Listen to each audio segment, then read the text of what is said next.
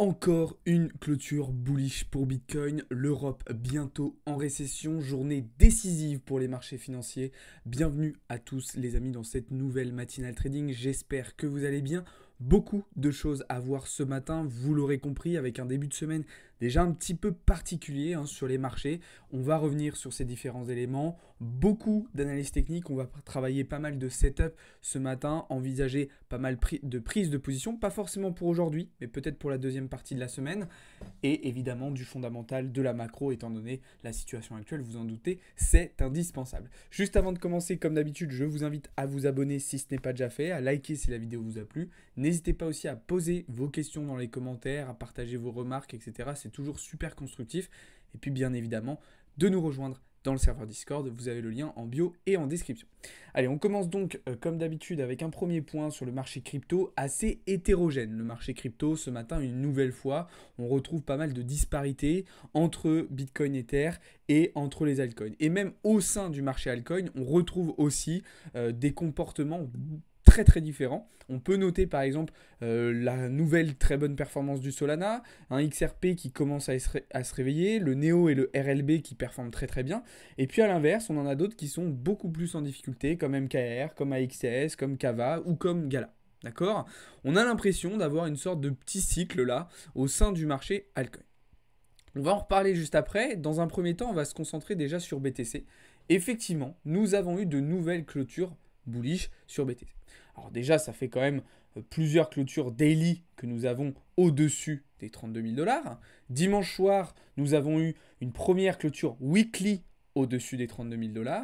Et hier soir, nous avons donc fait une très bonne clôture mensuelle. Monthly, donc avec ici une clôture au-dessus aussi des 32 000 $. Maintenant, attention, certes tout ça est bullish, certes tout ça est encourageant, il ne faut pas non plus se précipiter et crier victoire trop vite, il reste encore du chemin et on n'est pas à l'abri d'un retracement, d'un retour déjà dans un premier temps sur le niveau des 32 000 $. C'est d'ailleurs les targets que personnellement je vise toujours, d'accord ? Donc certes on a pris une petite position à l'achat hier, malgré cela je reste toujours plutôt vendeur avec des objectifs de retracement comme je le disais à l'instant en direction des 32 000, 32 500 $.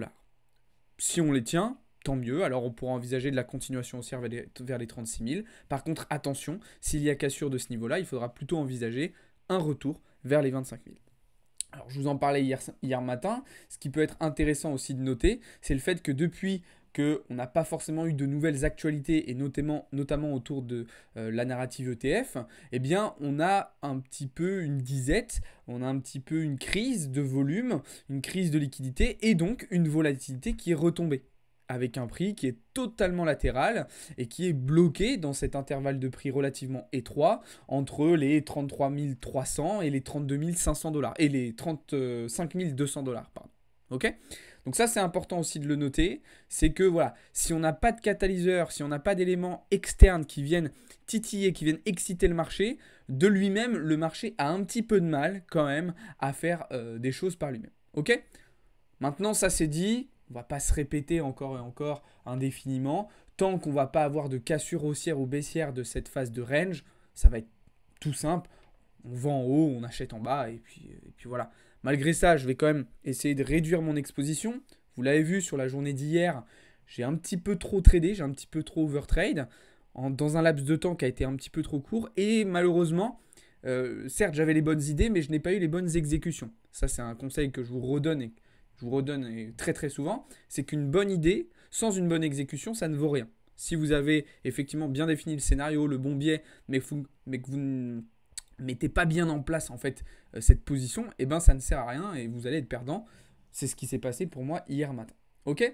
Donc ça c'est pour Bitcoin. L'autre chose importante et intéressante à noter sur Bitcoin, je vous en parlais aussi un petit peu hier matin, c'est du côté de sa dominance, puisque effectivement cette latéralisation du BTC, accompagnée d'une baisse de sa dominance, aurait dû permettre à Ethereum de prendre le relais. Et on a l'impression, et d'ailleurs ça se confirme sur la paire Ethereum-BTC, eh bien qu'on a switché Ether pour aller directement vers les alts. C'est-à-dire qu'il n'y a pas eu forcément de switch de capitaux de BTC vers Ether, puis d'Ether vers les alts, mais directement de Bitcoin vers les alts. Ok ? Donc Ether n'a pas su profiter de cette opportunité une nouvelle fois. Et d'ailleurs, voilà, ça se répète quand même assez souvent. On a l'impression qu'Ether, à chaque fois, n'arrive pas à saisir l'opportunité, à prendre le relais et se laisse un petit peu porter par le vent de Bitcoin, en fait. Mais par contre, on a des alts qui en profitent très très bien. On a des alts qui en profitent très très bien et d'ailleurs, on a une volatilité sur les alts qui est beaucoup plus importante que sur BTC et sur Ether. C'est donc là où l'action se passe et c'est là donc où il faut aller.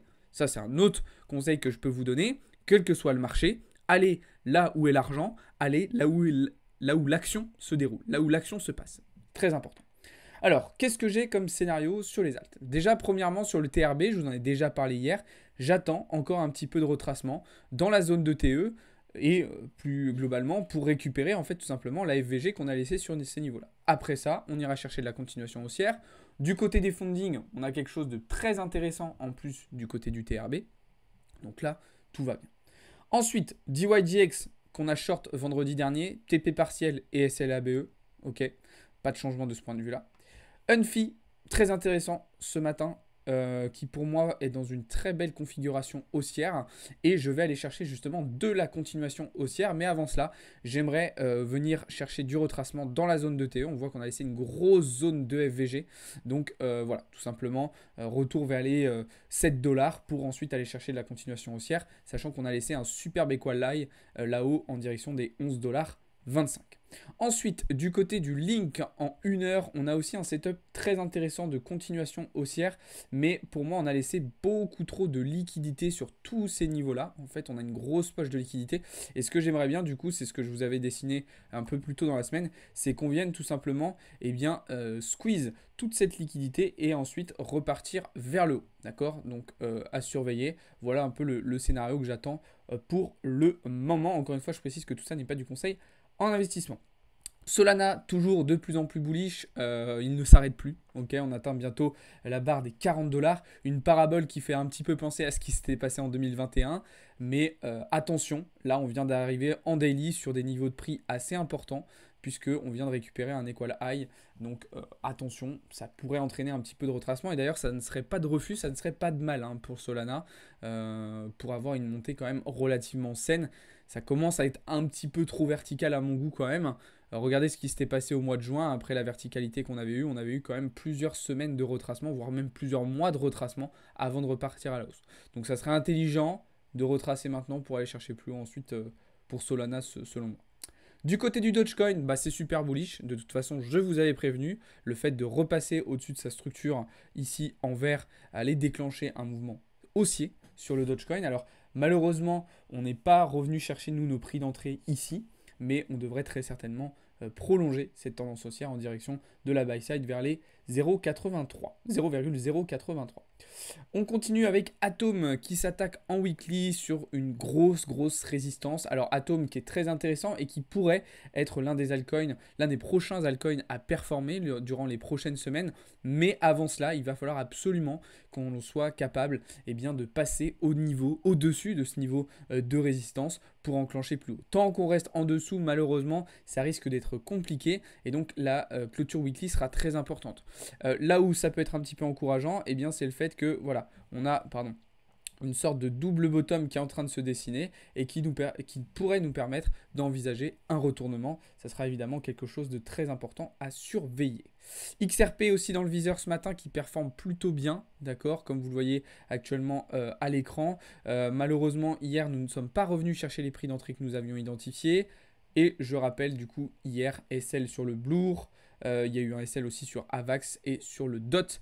Malheureusement, on avait vraiment des bons setups, mais des bonnes idées, mais l'exécution qui n'a pas été assez bonne et donc malheureusement qui ne nous a pas permis de réaliser les bénéfices que nous visions.